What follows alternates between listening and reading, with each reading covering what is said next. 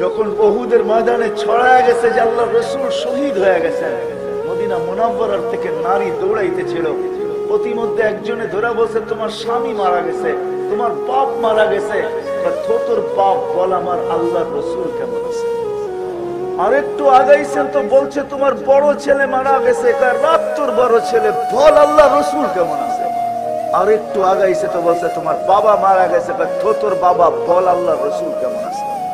আর একটু যাওয়ার পরে বলছে, তোমার বড় ভাই মারা গেছে, তোর বড় ভাই বল আল্লাহর রাসূল কেমন আছে। পঞ্চম ব্যক্তির সাথে যখন দেখা হয়েছে বলছে, আল্লাহর রাসূল ঠিক আছে। তো হাত উঠায়া দিছে। কেমন সাহাবী, কেমন আল্লাহর রাসূলের জন্য কুরবানি দিবেন। আল্লাহর রাসূল যখন দুনিয়ার থেকে চলে গেছেন, তো সাহাবী রাসূল উপর থেকে হাত উঠায়া বলতেছে, আল্লাহ এই চক্ষু যখন আল্লাহর রাসূলকে দেখতো তো শীতল হইতো, আজকে আল্লাহর রাসূল দুনিয়াতে নাই। আল্লাহ তুমি কি ভাববে না না ভাববে, আমি চাই না এই দুনিয়ায় আর কাউকে এই চোখ দিয়া দেখো, তুমি আমার চোখ দুটা নিয়ে নাও। বলতে দেরি, দোয়া কবুল হইতে দেরি হয় নাই, সাথে সাথে অন্ধ হয়ে গেছেন। ও মেরে দোস্ত, সাহাবায়ে কেরাম কি কুরবানি না আমাদের জন্য দিয়েছেন।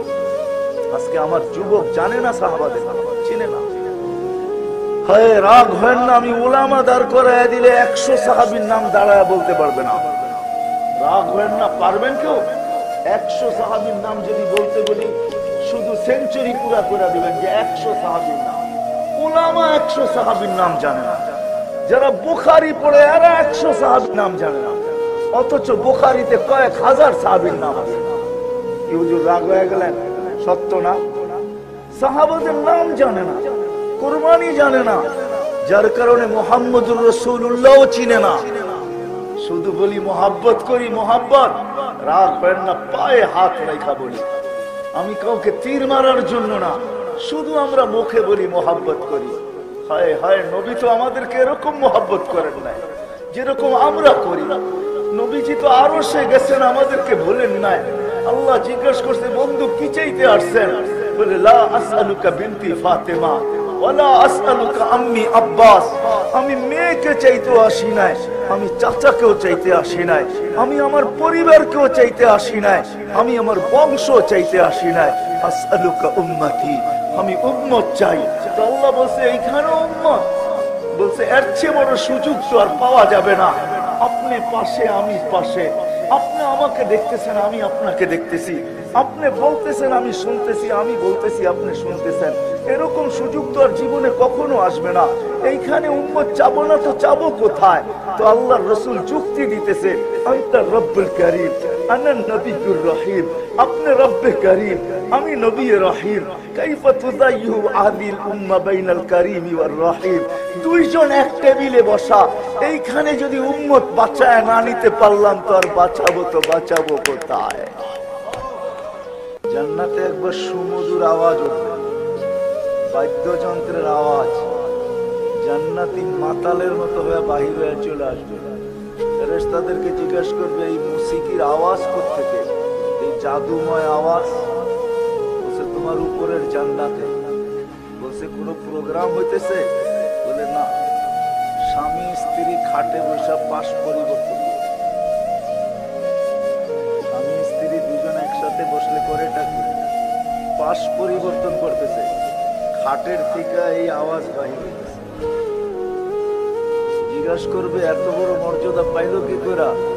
তো বলবে, জাদা বিকা সুবহানাল্লাহ মাররাতান ওয়াহিদা। তোমার চেয়ে দুনিয়ায় একবার বেশি সুবহানাল্লাহ বলছে। এই জন্য তো সুলাইমান আলাইহিস সালাম বলতে বাধ্য হয়েছেন, সুবহানাল্লাহ মাররাতান ওয়াহিদা আ'যামু মিন মুলকি সুলাইমান। সুলাইমানের রাজত্বের চেয়েও দামি হলো একবার সুবহানাল্লাহ বলতে পারা। এইবার বোঝেন, নিসবত সমস্ত সম্পর্ক ছিন্ন হবে, কিন্তু শুধু এই সম্পর্কটা সাহাবায়ে কেরামের ভালোবাসার মহব্বতের নিসবত যদি আল্লাহর কাছে গ্রহণ হয়ে যায়, তাহলে হইতে পারে আল মারউ মান আহাব্বা। এই হাদিস অবশ্যই সত্য, নিঃসন্দেহে সত্য। কিয়ামতের দিন সাহাবাদের ঘেরের ভিতরে, এই জন্য কিতাবি কথা না, আমি আমার ভ্রমণের কথা বলতেছি। সাহাবাদেরকে সারা দুনিয়ায় আল্লাহ ছড়াইলেন, তো ছড়াইলেন কেন? সারা দুনিয়া আমাদের মাটির নিচেও 2 সাহাবীর কবর আছে। কাসিম ইবনে হুযায়ফা, উরওয়া ইবনে সাসা। চীনে 2 সাহাবীর কবর আছে, প্রসিদ্ধ যেটা আবু ওয়াক্কাস ওয়াহাব ইবনে মালিক। সারা দুনিয়ায় সাহাবীদেরকে ছড়াইলেন কেন? কেননা সাহাবী যেখানেই শায়িত আছে ওইখান থেকে উঠবে সমস্ত মুসলমানরে একত্রিত করে ঝান্ডা হাতে নিয়ে কিয়ামতের মাঠের দিকে বাড়তে থাকবে। সাহাবায়ে কেরামকে যখন সামনে দেখবে তো অর্ধেক মাসলা এমনি হল হয়ে যাবে। মনে হয় বুঝাইতে পারি না, কিয়ামতের অর্ধেকের বেশি মাসলা কি হয়ে যাবে, এমনি দেখতেই সমাধান হয়ে যাবে। কেননা সাহাবাকে যখন আগে দেখবে ঝান্ডা ওনার হাতে, আর ওনার পিছে যখন আমাদেরকে দেখবে তো ফেরেশতা এমনি সাইড হবে যে না, এখানে হাত দেওয়া যাবে না। এইখানে ওরা আছে যারা আল্লাহ দেখে নেয়, কিন্তু আল্লাহ যিনি দেখছে ওনাকে দেখছে। সাহাবী এটাই নাম, সাহাবীর অর্থ এটা। সাহাবী আল্লাহ দেখে নাই, কিন্তু আল্লাহকে পাশে বসে যিনি দেখছেন ওনাকে যারা দেখছে ওনারাই সাহাবী। আল্লাহর রাসূল আল্লাহকে পাশে বসে দেখছে। এই 2 চেয়ারের দূরত্ব আছে, এই চুড়িদারের দূরত্ব আছে, কিন্তু এত কাছে বসে দেখছেন। কাবা কাউসাইনি আও আদনা ফাদানা ফাতাদাল্লা ফাআওহা ইলা আবদিহি মা আওহা। এরকম কাছে বসে দেখছেন আল্লাহকে, যিনি কাছে বসে দেখছেন ওনাকে যিনারা দেখছেন ওনাদের নাম হলো সাহাবী। সাহাবী ওনাদের নাম। আল্লাহ দেখেন নাই, কিন্তু আল্লাহকে যিনি দেখছেন ওনাকে দেখছেন। আল্লাহকে কে দেখছে? মুহাম্মাদুর রাসূলুল্লাহ সাল্লাল্লাহু আলাইহি ওয়াসাল্লাম আল্লাহকে পাশে বসে দেখছেন, পাশে বসে। পর্দা ছাড়া দেখছেন। মুসা আলাইহিস সালামকে আল্লাহ তাজাল্লি দিয়েছেন, 40 দিন বেহুশের মতো ছিলেন। আল্লাহ রাসূল বেহুশের মতো ছিলেন, পাশে বসে দেখছেন। চলেন আসল কথার দিকে চলে যাই। মানুষের পরিচয় অনেক জিনিস দ্বারা হয়। মানুষের পরিচয় অনেক জিনিস দ্বারা হয়, কিন্তু গভীরভাবে যদি কোনো ব্যক্তির পরিচয় নিতে হয় তাইলে কিন্তু সঙ্গীদের থেকে নিতে হয়। তার সঙ্গ কিরকম, সঙ্গ কিরকম। যেমন আল্লাহ নিজের পরিচয় দিচ্ছেন, হুয়াল্লাযী আরসালা রাসূলাহু বিল হুদা, হুয়াল্লাযী বলে আমাকে চিনবে। আমার বন্ধুকে দেখো তাইলে আমাকে চিনবে। আমি কাকে বন্ধু বানাইছি? আমার বন্ধুকে। একে দিয়ে আল্লাহ পরিচয় দিতেছে হুয়াল্লাযী। কোরআনে যত জায়গায় হুয়াল্লাযী আছে তত জায়গায় আল্লাহ নিজের পরিচয় দিয়েছেন। আল্লাহ আবার আল্লাহ বন্ধুর পরিচয় দিতেছে মুহাম্মাদুর রাসূলুল্লাহ। উনি কে? আল্লাহ পরিচয় দিতেছে ওনার সাহাবীদেরকে দেখো তো ওনাকে চিনবে। উনি কে? সাহাবীদের দ্বারা, সঙ্গীদের দ্বারা যারা ওনাকে দেখছে ওনাদের দ্বারা আল্লাহ মুহাম্মাদুর রাসূলুল্লাহর পরিচয় দিতেছে।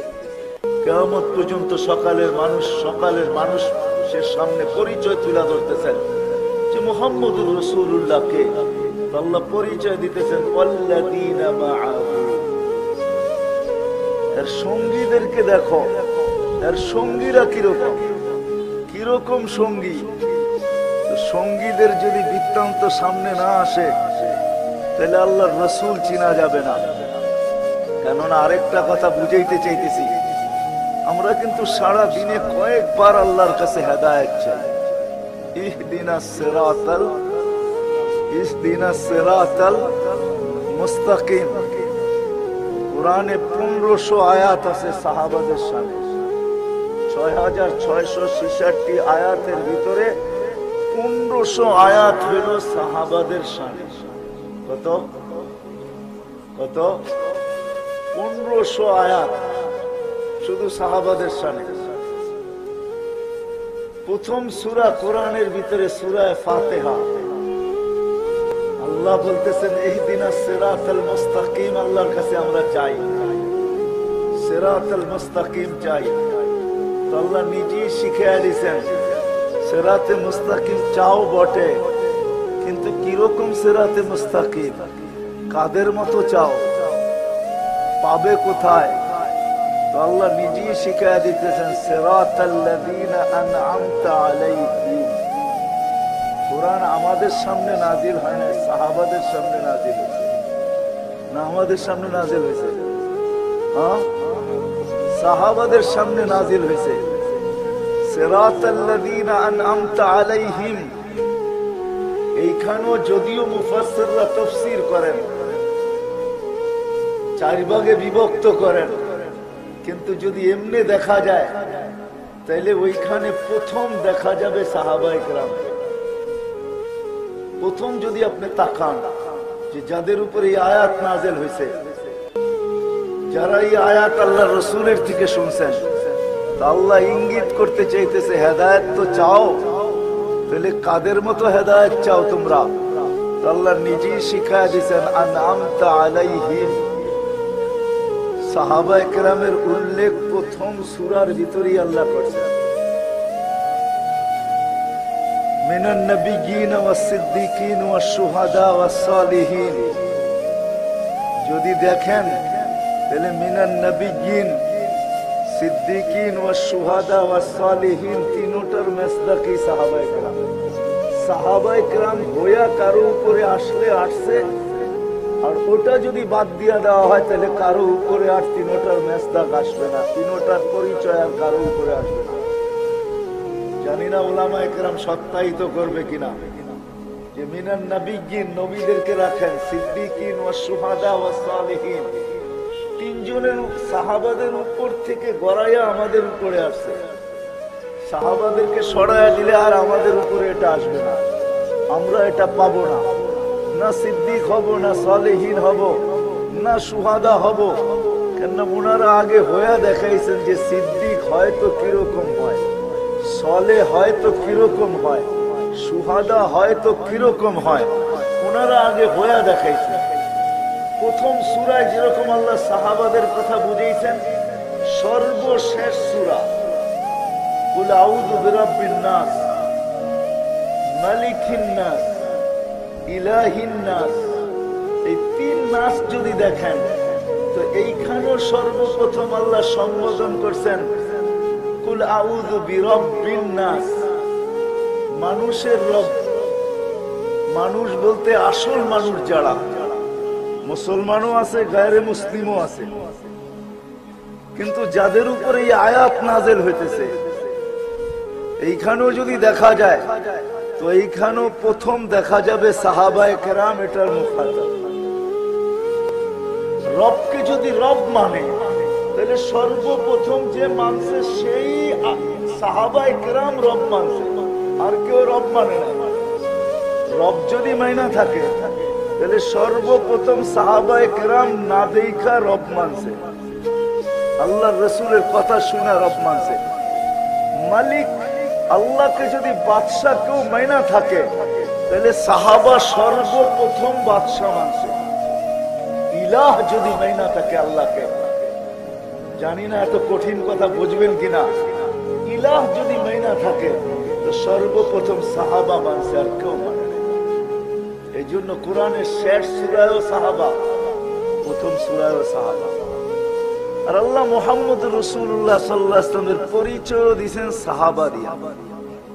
এই জন্য বলতেছিলাম যে যেই নিসবতটা সবচেয়ে বেশি কাজে লাগবে সব নিসবত শেষ হয়ে যাবে, কিন্তু আল্লাহ, আল্লাহর রাসূল আর সাহাবাদের নিসবত এটা দুনিয়াতে কাজে আসুক আর না আসুক, কিন্তু মরার পরে এটা কাজে আসবে, এটাতে কোনো সন্দেহ নেই। কি আপনাদের সন্দেহ আছে? হ্যাঁ, সন্দেহ নাই। কেন আল্লাহর রাসূলকে সাহাবা ছাড়া চিনার কোনো রাস্তা নাই। সাহাবারা যে কুরবানি দিয়েছেন, আল্লাহর রাসূলের জন্য যে কুরবানি দিয়েছেন, আমাদের পর্যন্ত দিন পৌঁছানোর জন্য, যদি ভাবেন তাইলে বলি ভাবতে হবে। এখন পর্যন্ত হিজরত হয় নাই, 4 সাহাবী বাংলাদেশে চলে আসছে। কয় সাহাবী? তারিখ উঠান, এখনো হিজরত হয়নি। আল্লাহর রসুল স্টিল নাও মক্কাতে, 4 সাহাবী বাংলাদেশে চলে আসে। কুরবানি কিরকম, যাদের দুজনের কবর এই মাটির নিচে এখনো ইতিহাসবিদরা বলেন আছে। আবু ওয়াক্কাস ওয়াহাব ইবনে মালিক, কাসিম ইবনে হুযায়ফা, উরওয়া ইবনে সাসা, দুইজন এখানেই কবরে আছে, মাটির নিচে আছে।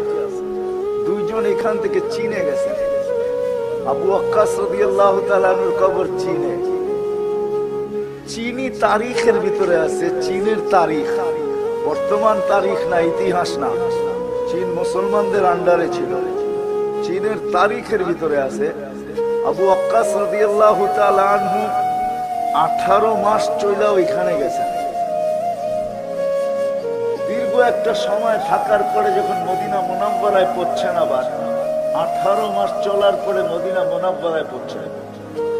বাবে মদিনা দিয়া যখন ঢুকতেছিলেন, তো সাহাবী রাসূলের সাথে দেখা হওয়ার পরে জিজ্ঞাসা করছে, আল্লাহর রাসূল কেমন আছে?